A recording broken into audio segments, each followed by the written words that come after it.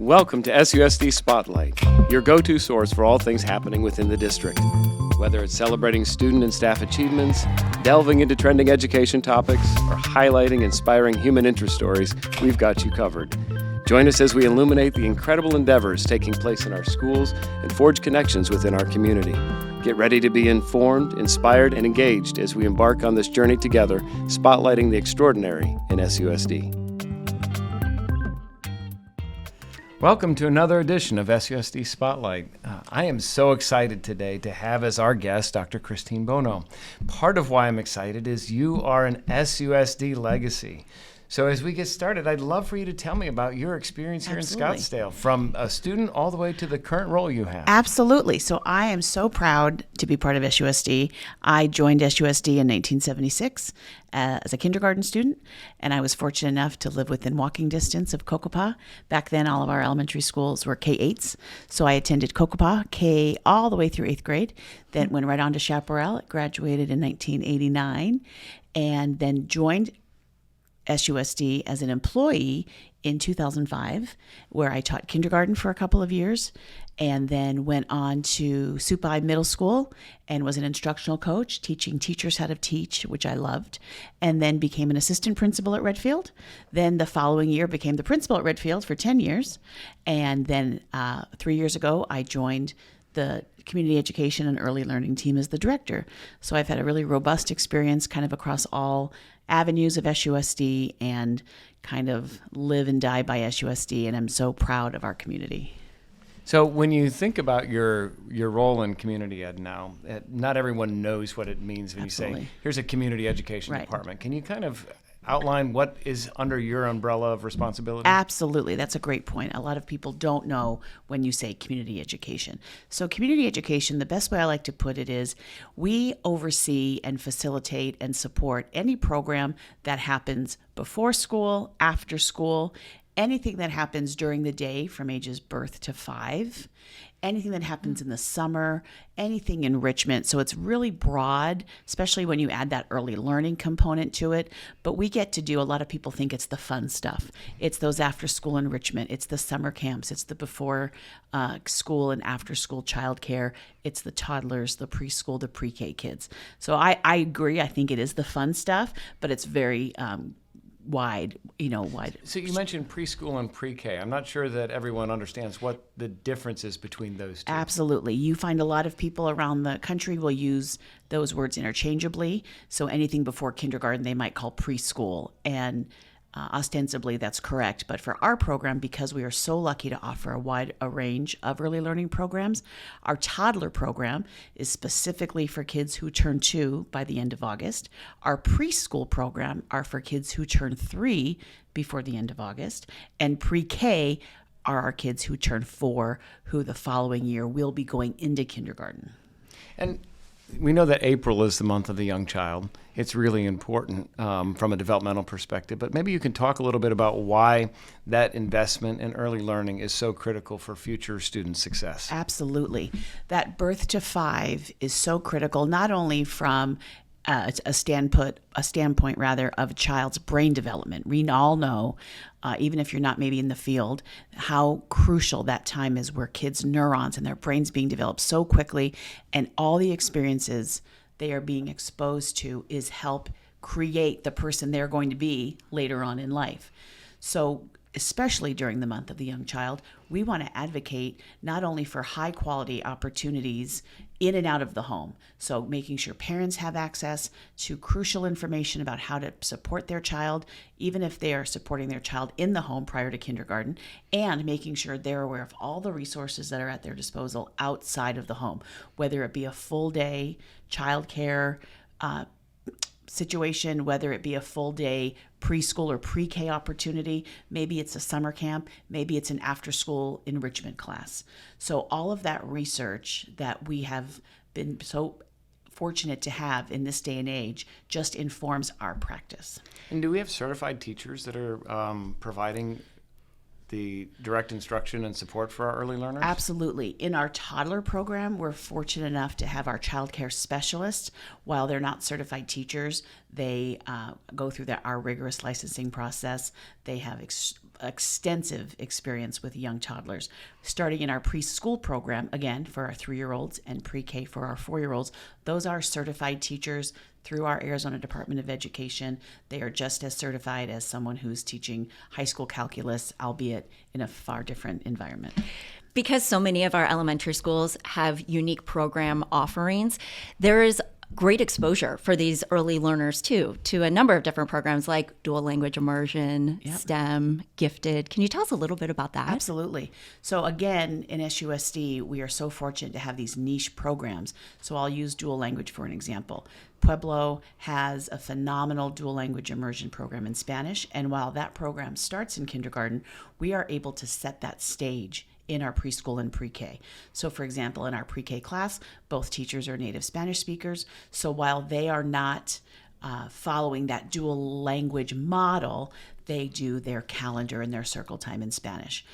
This year, we implemented our new curriculum through Scholastic called Pre-K on My Way, and they also offer a Spanish curriculum. So at Pueblo, they have access to both resources. They'll have their storybook in English, and they'll have the storybook in Spanish. So while by no means are we expecting kids to demonstrate proficiency in Spanish, that cultural exposure, and that also allows parents to feel that level of, I know when our kid starts kindergarten, they're going to more or less have a leg up for those students compared to those students in the dual language that perhaps didn't have access to our program. Similarly, in our gifted, we are so fortunate again to be able to meet the needs of all of our diverse learners. In all of our schools, we meet the needs of gifted kids. However, at schools such as Kiva, Tavon, and Redfield, they have our comprehensive gifted program. We call it the CGP, and that's a program where students are with their same grade level peers, their same ability level peers throughout the day. In our pre-K class, we have what's called a cluster model, and basically what that means is we will take ideally 4, 5, 6, 7 kids who have been identified as gifted through the norm reference gifted assessment, put them together with same grade level peers, but kids who perhaps haven't been identified as gifted, but provide them opportunities that still expose them to those early learning foundational skills, but then also kind of amps it up a little bit through questioning, through more hands-on, through really developing those gifted skills in anticipation of their participation in the CGP beginning in kindergarten. What I love about the early learning program here personally, as a parent of a previous early learner, is that you also really have the opportunity to build community, because those pre-K kids are brought to assemblies. They're really a part of that school culture. 100%. And I'm so glad you said that, because I've had the opportunity, especially this year, to offer, I think it was upwards to 180 families came through our tours beginning in August. And the first thing I said was, your child is as much a part of this school community as a child in 4th grade. So while our Office of Community Education and Early Learning oversee the program in terms of facilitation, in terms of registration, once school starts, they are a part of that community. Their principal is their principal. They wear their spirit shirt on Fridays. They go to the assemblies. When they have their fundraisers or their fun run, those pre-K kids are actually probably the most enthusiastic participants. They take it very seriously. And they own that school community. When I go and I see the classrooms and they say, I'm a Kiva Cougar or I'm a Redfield Cardinal, they're saying it from their soul, and it is so inspiring. And we also know that that's going to be their school more than likely for the next 6 years.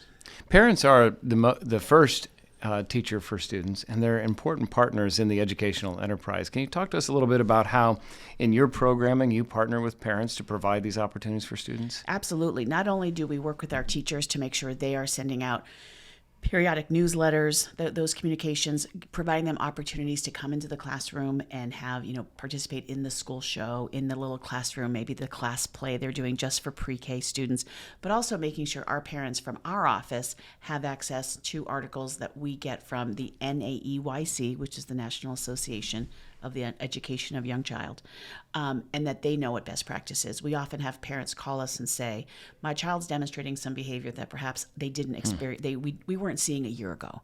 Well, as a child develops, we're able to point them in the direction of, we're so lucky to have resources throughout Scottsdale, whether it's the Scottsdale Family Resource Center, we can point them in the direction. And sometimes they just need an ear. Sometimes, especially if our families are new to the area, we get so many transplants here. Families are new to the area, they don't have perhaps a social circle, especially post-COVID, perhaps of other parents. We're able to make those connections to say, maybe would you like a play date? Maybe you just need someone to talk to about how to support your child who perhaps is demonstrating behavior that maybe your older children didn't, or perhaps you just haven't witnessed before. So again, it's just those lines of communication, making sure that they know that while they are part of a program that is part and parcel of SUSD, but we also can support them through our community education office. Another thing I really appreciate is the before and after school care in Kids Club. Because as a working parent, and especially with school choice, a lot of our parents, need that flexibility and some additional time during the day to have coverage. And it's such another opportunity for our students to build these unique bonds, sometimes with the big kids. Absolutely. At Pueblo, for example, Swaro kids that come over and work that are our future teachers. So have you seen much of a pipeline develop 100%. from that workforce? Especially, and one of the side effects, again, post-COVID, was having some unique challenges with staffing. So it's now, we're seeing that tide turn. We're so fortunate to get more robust applicant pool. But we really were relying on some of our high school students to be interns. Now, because we're licensed through the Department of Health Services, there are some limitations. So, they are supervised by our child care specialist, but to have another high schooler there with another working adult in our program to work with the kids, to play with the kids, to have a child who's probably 7, 8, 9, 10, who is with a child who's 17, 18, a little bit closer in age. And it's a huge benefit for our high schoolers because they start paying into our state retirement system. If they do choose to go on in public education or in the public venue after college, they quickly realize what a benefit that was. But to your point about our before and after school care, so many of our working parents rely. As a parent, and I failed to mention this at the beginning of our time together, I'm a parent also of SUSD graduates. So I really relied on Kids Club. And when my kids were a little older, we thought perhaps we would try another program in the Valley. And it was lovely, but my kids very quickly said, we want to go back to Kids Club because it was a smaller, more structured environment, and that they really bonded with those employees that fortunately they had for multiple years. They get homework done and they have fun. Oh, the homework is a game changer. If I don't have to fight the homework battle at night, and I knew that the Kids Club specialist was doing that with them, it was a game changer that we could actually, by the time we got home, had dinner, and it was really like an extension of their day. They called it school. And there were some days they didn't want to leave Kids Club. And there were some mornings where perhaps I wasn't ready to leave at the crack of 6:30, but they were eager to get to Kids Club before school. And some of those student interns make for really good tutors if a student is struggling at all, and having that sort of moral support goes a long way. Absolutely. So quality preschool and before and after care programming can be very expensive.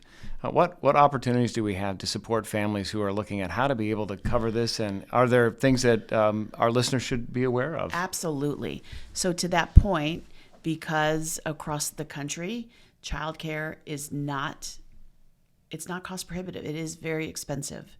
And we try very hard to make sure that we are meeting the needs of all of our families. And to that point, this year, for the 24-25 school year, we implemented the tuition assistance program. We call it the TAP program because, again, we love acronyms in education.